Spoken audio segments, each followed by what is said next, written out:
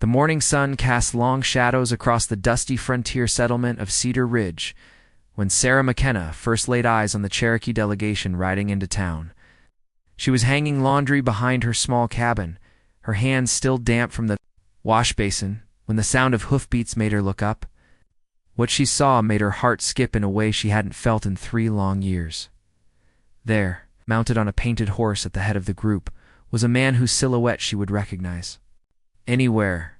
Thomas Whitehawk, the half-Cherokee tracker, who had once promised to love her until the stars fell from the sky, the same man who had disappeared without a word on the night before their planned elopement. Sarah's basket of wet clothes tumbled to the ground as she pressed her hand to her chest, feeling her heart race like a wild Mustang. The wind caught her auburn hair, now longer than when he'd known her, and for a moment she wondered if he would even recognize the woman she'd become in his absence. Thomas guided his horse down the main street of Cedar Ridge, his dark eyes scanning the familiar buildings with a mixture of longing and regret. 3 years had changed him. His shoulders were broader, his face more weathered, and a thin scar ran from his left temple to his jaw. But what had changed most was the weight he carried in his heart, the knowledge that he had abandoned the only woman he'd ever loved to protect her from a truth she could never understand. The Cherokee delegation had come to Cedar Ridge on official business to negotiate safe passage for their people through the territory during the harsh winter months ahead. But for Thomas, this journey was personal. He had volunteered for the mission knowing it would bring him back to Sarah, though he had no right to hope she would forgive him. As the riders approached the general store, Thomas caught sight of a small figure darting between the buildings. A little girl, no more than 7 or 8, with bright blue eyes and hair the color of autumn leaves. She clutched a piece of bread in her small hands. Something about her made Thomas's breath catch in his throat. The child was clearly hungry, her dress patched and worn, her bare feet dusty from the unpaved streets. She looked up at the Cherokee riders with curiosity rather than fear, and when her eyes met Thomas's, she smiled with the kind of innocence that could melt the hardest heart. "Mister," she called out in a clear, sweet voice, "you look hungry too. You can have my bread if you want it." The simple offer, made without hesitation or expectation of reward, stopped Thomas cold. Here was this little girl, clearly in need herself, offering her only food to a stranger. The gesture reminded him of someone else, someone who had always given freely of her heart, even when it cost her everything. Before Thomas could respond, he heard a familiar voice calling from across the street. Emma, come back here this instant." Sarah McKenna appeared around the corner of the blacksmith's shop, her face flushed with worry and exertion.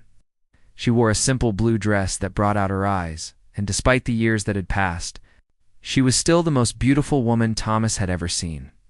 But it was the protective way she reached for the little girl that made his world tilt on its axis. "I'm sorry," Sarah said breathlessly, as she caught up to the child, not yet looking up at the mounted men. "She has a habit of wandering off." "Emma, you'll know better than to bother these gentlemen." "But Mama," the little girl protested, still holding out her bread. He looked sad. "Like you do sometimes when you think I'm sleeping." The word Mama hit Thomas like a physical blow.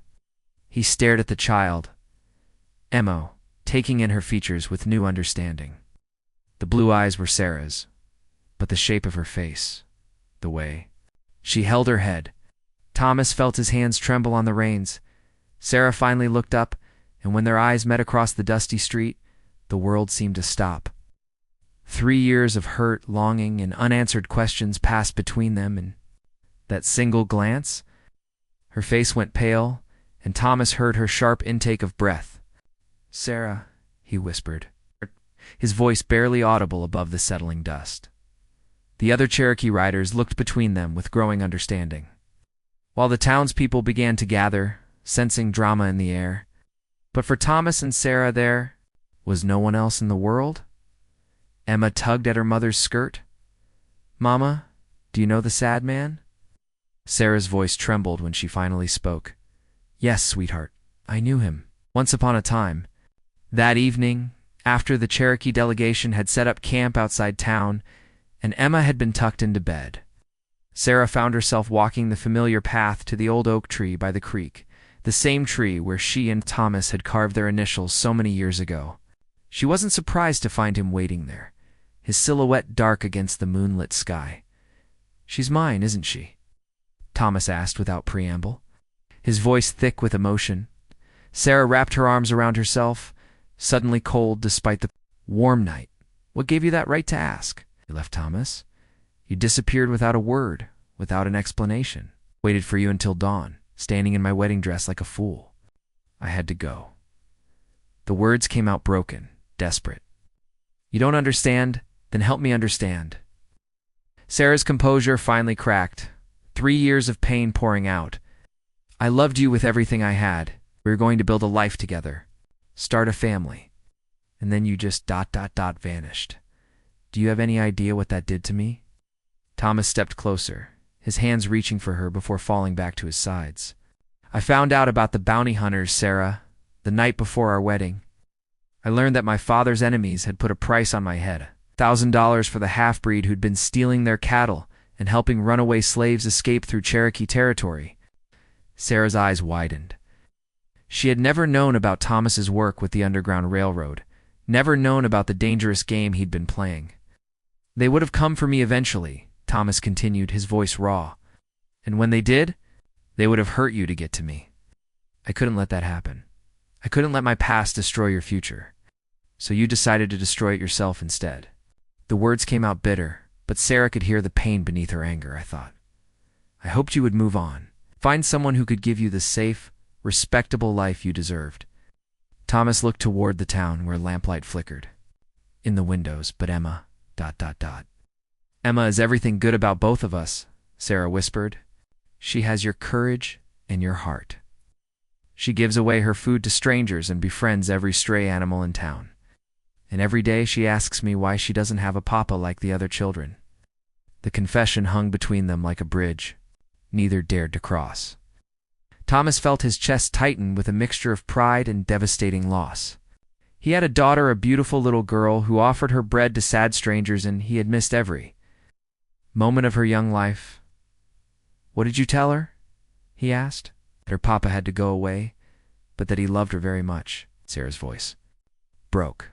"It was the only truth I could manage." They stood in silence, the weight of lost years heavy between them. The creek bubbled softly nearby, the same sound that had provided the backdrop for so many of their stolen moments together. Finally, Thomas spoke. "The bounty hunters found me anyway, about 6 months after I left. There was a showdown in Kansas. I barely made it out alive." He touched the scar on his face. "But I did make it out. I've been free to come home for over 2 years, Sarah. I didn't think I had the right." "You didn't think you had the right to know your own daughter?" The anger was back in Sarah's voice, but it was tempered now by understanding. "I didn't think I had the right to disrupt the life you'd built without me. I figured you'd found someone else by now, someone worthy of you both." Sarah turned to face him fully, her eyes glistening with unshed tears. "There's never been anyone else, Thomas. How could there be? You took my heart with you when you left." The words hit him like a physical blow. All this time, he had imagined her moving on, finding happiness with another man.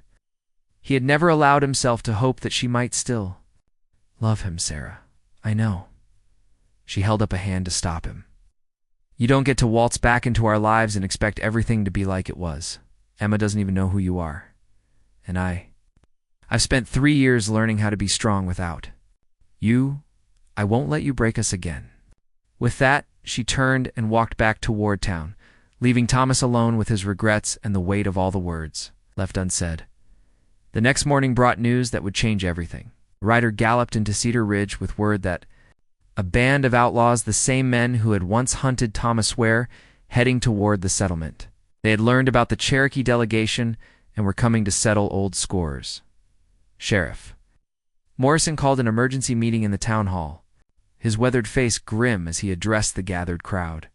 "The Garrett gang is maybe 2 days out," he announced. "They're armed and dangerous, and they've got a particular grudge against the Cherokee delegation." Thomas stood at the back of the room, his jaw tight with determination. He had known this. Day would come. The past had a way of catching up, no matter how far you ran. I won't let them hurt innocent people because of me, he said, his voice carrying clearly through the room. I'll leave tonight. Draw them away from the town. Like hell you will. The voice came from an unexpected source, Sarah, standing near the front of the room with Emma at her side. You already ran once to protect us. I won't let you do it again. The room buzzed with whispers as people realized the connection between the Cherokee tracker and the town's schoolteacher. Emma looked up at her mother with confusion, then at Thomas with dawning recognition. Are you my papa? She asked in the clear, caring voice that only children possess. The question silenced the entire room. Thomas felt every eye upon him as he knelt down to Emma's level, his heart breaking and healing at the same time. Yes, little one, he said softly. I'm your papa, and I'm very proud of you. Emma studied his face with the serious expression she'd inherited from both parents. Then, without warning, she threw her arms around his neck. I knew it, she whispered against his ear. You have the same eyes as me. Mama cries sometimes and looks at the stars, and I thought maybe you were up there. But you're here now. Thomas held his daughter for the first time, breathing in the sweet scent of her hair and feeling a love so fierce it nearly brought him to his knees. Over Emma's shoulder, he met Sarah's eyes and saw her own tears falling freely. Sheriff Morrison cleared, his throat uncomfortable with the emotional display, but moved despite himself. Well, that's settled then. But we still have the matter of the Garrett gang to deal with. We make our stand here, Thomas said, still holding Emma. All of us together. I'm done running. The preparation for the showdown consumed the next day. The Cherokee warriors worked alongside the townspeople, building barricades and planning defensive positions. But as evening approached, it became clear that the outlaws' arrival was imminent. Sarah found Thomas checking his rifle behind the general store as the sun began to set. Emma was safe in the church with the other women and children, under the protection of the older Cherokee warriors. I need you to promise me something, Sarah said without preamble. Thomas looked up from his weapon, struck by the determined set of her jaw. Anything. Promise me that whatever happens tomorrow, you won't sacrifice yourself for some misguided notion of heroism. Emma needs her father, and I... She paused, gathering her courage. I need you too. Confession hung between them like a prayer. Thomas set aside his rifle and reached for her hands, marveling at how perfectly they still fit in his. Sarah, I know I don't deserve another chance. You're right, she interrupted. You don't deserve it, but Emma does. She deserves to have both her parents, and maybe we all deserve a second chance at happiness. Before he could respond, she rose on her tiptoes and kissed him, soft and tentative at first. Then with all the longing and love they had both carried through 3 years of separation. When they finally broke apart, Thomas rested his forehead against hers. I love you, he whispered. I never stopped loving you. I know, she replied. I never stopped either. Thomas, if we're going to do this, if we're going to be a family, things have to be different. No more secrets, no more running. We face everything together. Together, he agreed, sealing the promise with another kiss. The outlaws arrived with the dawn. A dozen hard men led by Jake Garrett, a man whose hatred for Thomas ran deeper than money or revenge.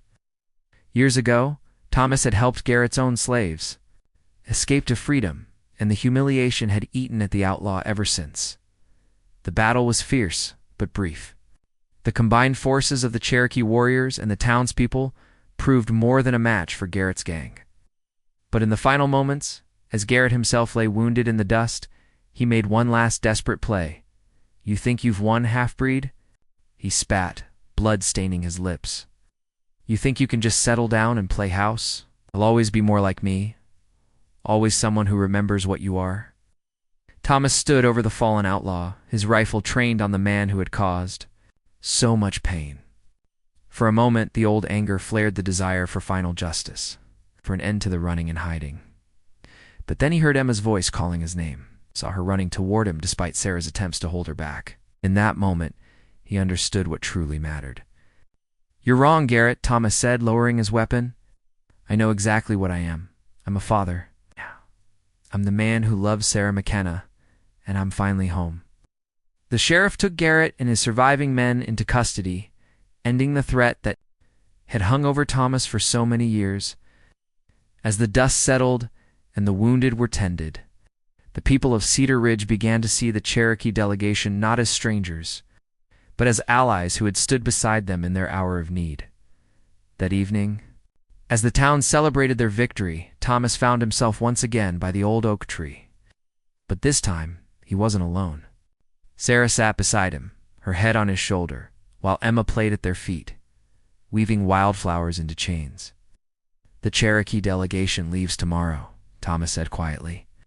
"Chief Ross has offered me a place among his counselors, helping to negotiate treaties and maintain peace between our peoples."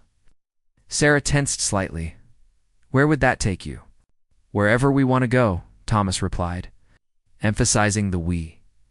The job would mean traveling, but it would also mean building something important: bridges between worlds that have been at war too long. And Emma would learn about both sides of her heritage. Emma looked up at the mention of her name. "Are we going on an adventure, Papa?" Tomas smiled, still marveling at how easily she had accepted him. "Would you like that, little one?" "Only if Mama comes too," Emma said solemnly. "And only if you promise never to go away again." "Never again," Thomas promised, pulling both his girls closer. "From now on, wherever we go together." Sarah lifted her head to look at him. "Is that a proposal, Thomas Whitehawk?" "It's a promise," he replied. "The promise I should have made 3 years ago, instead of thinking I knew what was best for everyone." "And what if I said yes?" Sarah asked, her eyes twinkling with mischief. "What if I said yes to all of it: the marriage, the traveling, the building bridges between worlds?" Thomas felt his heart soar, like an eagle riding the wind. "Then I'd say you're the bravest, most beautiful woman on either side of the Mississippi, and I'd spend the rest of my life trying to be worthy of you." Emma clapped her hands in delight. "Does this mean we're going to be a real family? With a mama and a papa and everything?" "Everything," Thomas confirmed, reaching into his pocket for something he had carried for 3 long years, a simple silver ring he had bought for Sarah before their first planned wedding. "If your mama will have me?" Sarah's eyes filled with tears as she saw the ring, the same ring she had dreamed about through countless lonely nights. "Yes," she whispered, "yes to all of it." Threw her arms around both of them, completing the circle of their love. Above them, the first stars were beginning to appear in the darkening sky. The same stars that had watched over their separation and now bore witness to their reunion. Wedding took place a week later, officiated by the town preacher, with Chief Ross standing as Thomas's best man. The entire Cherokee delegation attended, along with most of the town of Cedar Ridge. Emma served as flower girl, scattering wildflower petals with the same generous spirit that had first drawn Thomas's attention as they exchanged vows under the same oak tree where they had first carved their initials. Thomas thought about the strange turns that life could take. 3 years ago, he had thought he was protecting Sarah by leaving her. Instead, he had nearly cost them all the happiness they now held. "I promise," he said, looking into Sarah's eyes as he spoke his vows, "to trust you with the truth, always, to face whatever comes our way by your side, and to love you and Emma with every breath I take until the stars fall from the sky." Sarah's vows were equally heartfelt. "I promise to be your partner in all things, the joys and the sorrows, the adventures and the quiet moments. I promise to help you build those bridges between worlds and to teach our daughter that love knows no boundaries." When the preacher pronounced them husband and wife, the cheer that went up could be heard across the prairie. As Thomas kissed his bride, Emma tugged at his coat. "Papa," she said with the serious expression she wore when she had something important to say, "I'm glad you came back. And I'm glad you're not sad anymore." Thomas knelt down to embrace his daughter, his heart so full it felt like it might burst. "I'm not sad anymore either, little one. How could I be sad when I have everything I ever wanted right here?" The celebration continued into the night, with Cherokee drums mixing with fiddle music and the laughter of 2 communities coming together. Thomas and Sarah stole away for a quiet moment. They sat on the porch of their small cabin, the same cabin where Sarah had raised Emma alone and watched the stars wheel overhead. "Do you ever wonder how different things might have been if you hadn't left?" Sarah asked, her head resting on Thomas's shoulder. Thomas considered the question, thinking of all the pain they had endured, but also of the strength they had found in that pain. "I think," he said finally, "that we might not have appreciated what we have now if we hadn't lost it first. Emma might not have grown up to be the amazing little girl she is, brave enough to offer her bread to strangers, strong enough to accept a father she'd never known." Sarah smiled, remembering that first day when Emma had approached Thomas with her simple, generous offer. "She has your heart," she said, "both of your hearts, the one that helps others and the one that loves without reservation." "She's going to change the world," Thomas said with absolute certainty. "Our little girl who gives away her bread to sad strangers, going to show people that love is stronger than fear, that kindness is braver than hatred." As if summoned by their words, Emma appeared in the doorway, rubbing sleepy eyes. "Mama, Papa, I can't sleep." Sarah and Thomas made room for her between them and Emma, curled up like a contented kitten. Above them, the stars shone down on the little family that had found its way back together against all odds. "Tell me a story, Papa," Emma whispered. "Tell me about the stars." Thomas looked up at the vast prairie sky, thinking of all the stories. He wanted to tell his daughter stories of courage and love, of second chances, and the power of forgiveness. "Once upon a time," he began, his voice soft in the night air, "there was a little girl who had so much love in her heart that she would give away her last piece of bread to a stranger. And that little girl taught everyone around her that sometimes the smallest acts of kindness can change everything." Emma smiled, her eyes already drifting closed. "Is that a true story, Papa?" "The truest story I know," Thomas replied, kissing the top of her head. "And the best part is, it's still being written." As his family settled into sleep beside him, Thomas thought about the journey that had brought them to this moment. Pain of separation, the fear of pursuit, the weight of secrets, all of it had led to this perfect night under the endless western sky. Tomorrow would bring new challenges. There would be treaties to negotiate, communities to bridge, and a daughter. Two Rays who would grow up knowing she belonged to two worlds and was loved by both. But tonight there was only this, the woman he loved. The daughter who had given him back his heart, the quiet certainty that some loves are strong enough to survive anything. In the distance, a night bird called across the prairie, its song carried on the wind like a promise. The stars wheeled overhead in their ancient patterns. The same stars that had watched over countless other love stories played out under the vast western sky. But this one, this story of second chances and the courage to love again, this one was theirs. And as the prairie settled into peaceful sleep around them, Thomas Whitehawk finally understood what it meant to be truly home. It wasn't a place on any map. It wasn't a building or a town or even a territory. Home was wherever Sarah's hand found his in the darkness, wherever Emma's laughter rang out like music, wherever love was brave enough to overcome fear. Home was here. Now, always written in the stars and sealed with the little girl's offer to share her bread with a sad stranger who turned out to be exactly what their hearts had been waiting for all along.